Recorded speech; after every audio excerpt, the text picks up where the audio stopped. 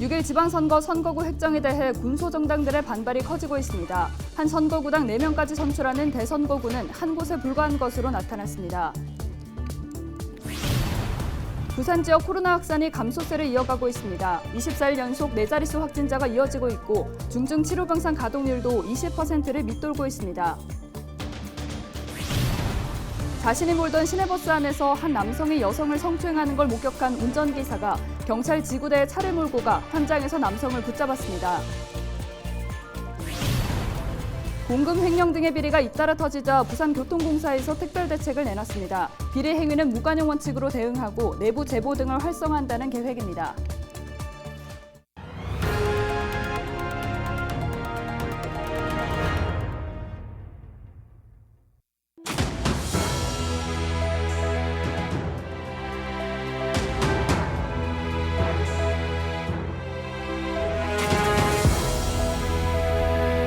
여러분 안녕하십니까? 헬로TV 부산뉴스입니다.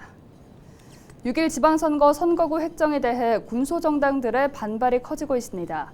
4인 선거구가 한 곳으로 쪼그라들면서 거대 양당의 기득권 지키기 행태가 반복되고 있다는 비판인데요. 시민사회에서는 무리한 선거구 쪼개기로 투표 가치의 평등성이 훼손됐다는 지적도 나왔습니다. 안수민 기자가 보도합니다. 부산시의회는 선거구 획정위의 조정안에 포함된 4인 선거구 10곳 중 9곳을 2인 선거구로 수정 가결했습니다. 사실상 대선거구제 도입은 무산됐습니다. 이 같은 행태는 지방선거 때마다 반복되고 있습니다. 4년 전 지방선거 당시 부산시 선거구 획정위원회는 4인 선거구 7개를 정했습니다. 하지만 부산시의회가 모두 2인 선거구로 쪼개버렸습니다. 지난 2006년에도 대선거구제 도입이 부산시의회에 상정됐지만 무산된 전례가 있습니다. 군소 정당들은 기득권을 가진 정당들의 의석 독식이 되풀이되고 있다고 비판했습니다. 자신들의 당리당략과 기득권을 지키는 이상으로 그 어떤 의지도 없는 지금의 양당을 발견하게 됐고 공천을 받으면 당선되니까 사실 주민들을 바라보지 않는 게 현실인 거죠. 주민들도 이에 대해서 많은 분노가 굉장히 높게 올라가고 있고요. 부산시의회가 4인 선거구를 무리하게 2인 선거구로 쪼갰다는 지적도 나옵니다. 공직선거법은 지역 선거구별로 의원 1인당 인구 편차를 최소화하도록 하고 있습니다. 투표 가치를 동일하게 하기 위해서입니다. 법상 수치가 규정돼 있지는 않지만 헌법재판소는 인구 편차의 한계를 인구 비례 3대1로 판시한 바가 있습니다. 해운대구 마바 선거구를 보면 마 선거구는 의원 1인당 인구수가 1만여 명에 그치고 바 선거구는 3만 1천여 명을 넘어섭니다. 마 선거구 한 사람의 투표 가치가 바 선거구 한 사람의 투표 가치의 3배에 이르는 겁니다. 인구 편차 범위도 벗어나고 헌법 하한 미달도 발생할 만큼 결국에는 헌법에서 제시하는 이제 표의 등가성에 문제가 되기 때문에 이런 부분들이 분명하게 보이면서 시의회가 이 선거구까지 쪼갠 것은 너무 기계적으로 쪼갠 것이 아닌가. 선거 약 한 달을 앞두고 결정된 늦장 선거구 획정에 선거구 쪼개기 논란까지. 올해도 정치적 다양성이나 민의를 고려하기보다는 특정 정당의 이익을 우선시한 선거구 획정이라는 비판은 피할 수 없게 됐습니다. 헬로TV 뉴스 안수민입니다. 기장군수 경선에 컷오프돼 무소속 출마를 준비하던 김정우 전 기장군의회 의원이 김상우 예비후보 지지를 선언했습니다. 김 전 의원은 경선 과정은 물론 김상우 예비후보가 본선에 진출할 경우 최종 승리를 위해 힘을 모으겠다고 강조했습니다. 컷오프됐다 국민의힘 기장군수 선거에 합류한 김상우 의원은 경선에 참여하지 못한 예비후보들에게 안타까운 마음을 전한다고 밝혔습니다. 부산 지역 코로나19 확진자 감소세가 이어지면서 28일 0시 기준 전날보다 600명가량 줄어든 2,400여 명이 확진 판정을 받았습니다. 지난달 16일 4만 2천여 명으로 정점을 찍은 뒤 확산세는 하향 곡선을 그렸고 지난 6일부터 23일 연속 4자릿수가 이어지고 있습니다. 위중증 환자도 17명으로 줄어 중증 치료병상 가동률은 17%를 유지하고 있습니다. 재택치료 확진자도 2만 7천여 명으로 이 가운데 14%인 3,900여 명은 집중관리 대상입니다. 사망자는 모두 17명으로 60대에서 80대 16명, 10세 미만의 환자였으며 모두 기저질환이 있었던 것으로 확인됐습니다. 최근 금품수수와 향응, 공금 횡령 등의 비리가 잇따라 터진 부산교통공사가 고강도 특별대책을 내놨습니다. 공사는 임직원의 향응과 금품수수, 횡령 등 중대 비위 행위에 대해 무관용 원칙으로 엄중 조치하고 범죄 혐의 적발 시 사법기관에 고발한다는 방침입니다. 또 외부 전산망을 이용해 익명 신고 채널을 확대하고 제보건에 대해 신속하게 조치하는 등 내부 제보를 활성화시키고 신고자에 대한 제도적 보호 장치를 마련했습니다. 이와 더불어 공사와 용역 등 계약을 체결하고 주요 사업을 수행하는 업체에 청렴 철학과 반부패 실천 의지를 담은 서한문을 발송하고 정기 간담회를 개최할 계획입니다. 시내버스에서 한 여성을 성추행하던 40대 남성 A씨가 운전기사의 기지로 현장에서 붙잡혔습니다. 지난 26일 오후 4시쯤 금정구의 한 노선을 운행 중이던 시내버스 기사 B씨는 남성이 한 여성을 성추행하는 장면을 목격하고 곧바로 경찰 지구대로 버스를 몰고 갔습니다. 경찰은 버스 기사의 신고를 받고 B씨를 성추행 혐의로 불구속 입건해 조사하고 있습니다.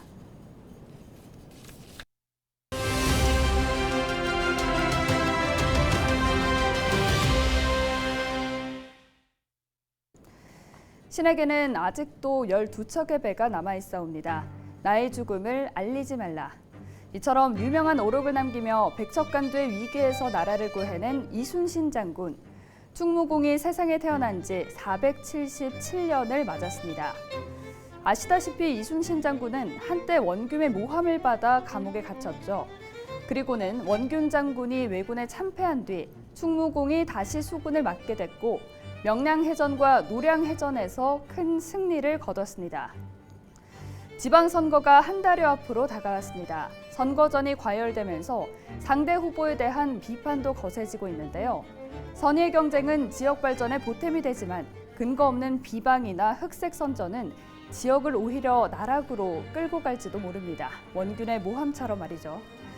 유권자 여러분은 오는 6월 지방선거에서 누가 이순신이고 누가 원균인지 가려낼 준비가 되셨습니까? 지금까지 데일리 브리핑이었습니다.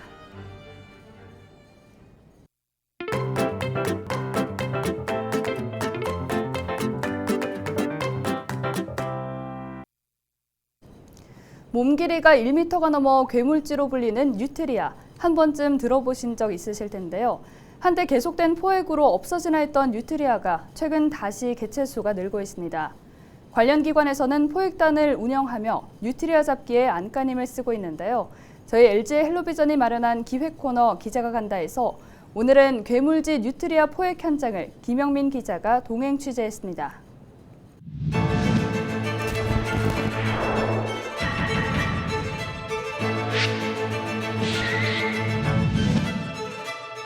진짜 징그럽게 생겼습니다. 와, 너무 큰데. 너무 큰데.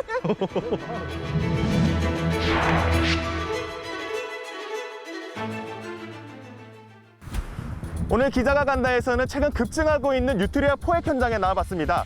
제가 직접 포획단과 함께 뉴트리아를 잡으러 가보겠습니다.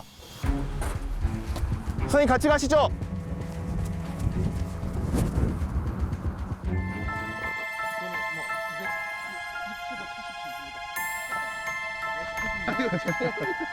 손이 많이 가네.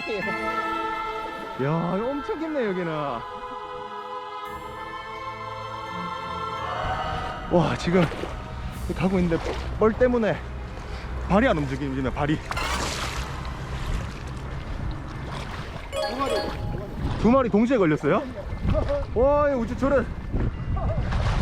어째 또 그래 걸립니까 또? 이렇게 두 마리가 함께 잡히는 건 굉장히 드문 일입니다. 뉴트리아는 보통 개별적으로 먹이 활동을 하기 때문입니다. 호수 한가운데서 먹이 교체 작업이 1시간째 이뤄지고 있습니다. 네, 뉴트리아는 이런 포획틀을 사용해서 포획을 하는데요.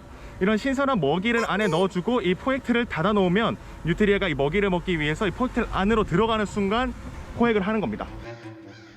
뉴트리아 포획 작업은 사람이 일일이 손으로 해야 하는 작업이라 더 힘듭니다.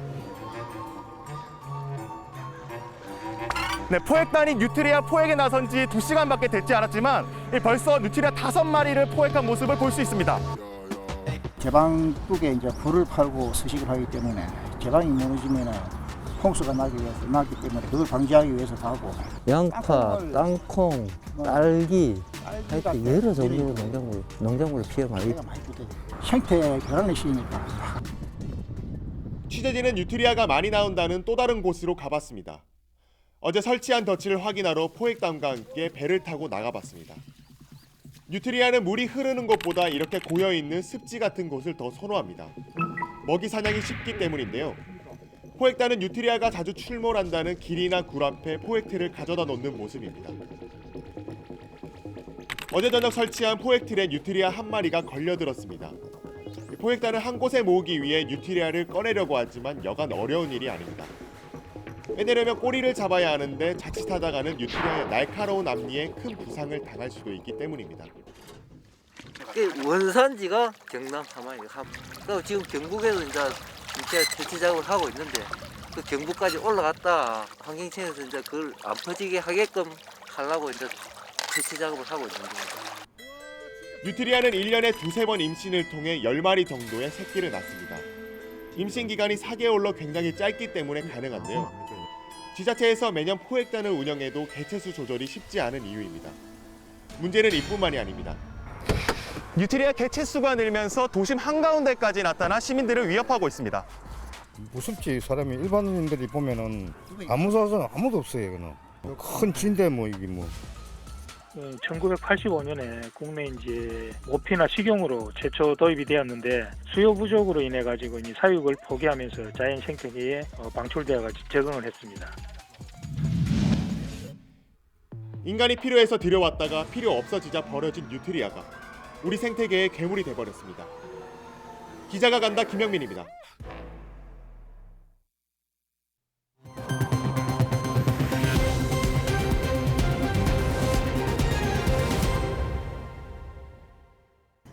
LG엘로비전 부산방송에서 우리 동네 희망 공약을 받습니다. 지방선거 후보자들에게 전달하고 싶은 공약이 있다면 헬로 부산 페이스북 페이지나 인스타그램에 댓글을 달아주세요. 여러분의 의견을 소중히 모아 전달하고 추첨을 통해 상품도 드립니다. 여러분의 많은 참여 부탁드립니다. 부산 다대포 해수욕장은 낙동강과 바닷물이 만나는 곳에 위치한 특징을 가진 곳인데요. 광활하게 펼쳐진 해변에서 변화하는 모래 모습만 사진으로 담은 이색 전시회가 열렸습니다. 김윤정 기자입니다.